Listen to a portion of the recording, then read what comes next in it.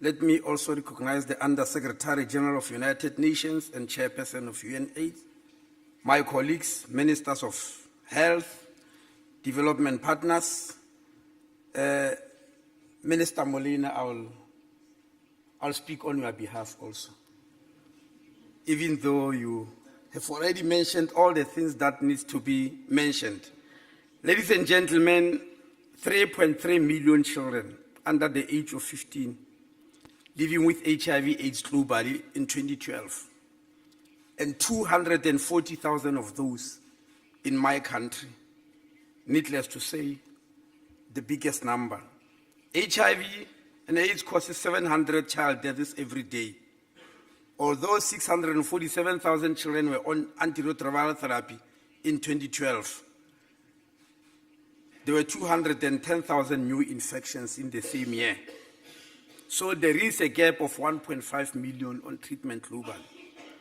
2/3 of all people living with HIV and AIDS are in sub-Saharan Africa, with 91% of all new infections in children. About 90% of the infected infants acquire the virus from their HIV-positive mothers during pregnancy, delivery, or through breastfeeding, in mother-to-child transmission. Without treatment, 1/3 of these infected children will die in the first year of life, and half by the age of 2, and 4/5 by the age of 5. Current treatment options for HIV-positive children are insufficient, and as little investment has been made to ensure that safety and efficacy of antiretrovirals in treating children, or to develop child-appropriate formulations. An improved first-line therapy for children under 3 years of age will ideally be safe, easy to administer, well-tolerated, and palatable, heat-stable, readily dispersible, and those only once daily or less. It must also carry minimal risk for developing resistance and be compatible with drug resistance against tuberculosis, and must also be affordable. Current treatment for HIV/AIDS are based on combination or 3 or more antiretroviral medications known as highly active antiretroviral therapy. Dosing infants is complicated, partly because the necessary clinical trials to assess safety and efficacy in this age group have not been undertaken. There's very little incentive for industry to invest in expensive trials for the small pediatric market, particularly at the time when childhood HIV infection has virtually been eliminated in resource-rich countries. More so, we also know that children have no buying power. They don't even have power to vote us out if we don't do the correct things. So all odds are stacked against them. Their only hope is those of us who are gathered here tonight. In addition, drug metabolism and absorption in the infant body can be difficult to predict, and formulations which suitable for infants and young children are often lacking. Infants cannot swallow tablets or capsules. We have seen here about the activist in Kenya. Liquids often lack stability, require refrigeration, and may also need to be taken in relatively large volumes, some of which infants may spill out, thus failing to take the required doses. Crushing tablets or capsules is inadvisable, as drug stability and absorption may be altered, and because it's not possible to achieve accurate dosing in this way for many of the drugs. Although some child-friendly formulations of single drugs and fixed-dose combinations are available, combinations and pediatric formulations of drugs allowing for once-daily doses are non-existent. The availability will facilitate the administration of drugs by infant caregivers and lead to greater adherence.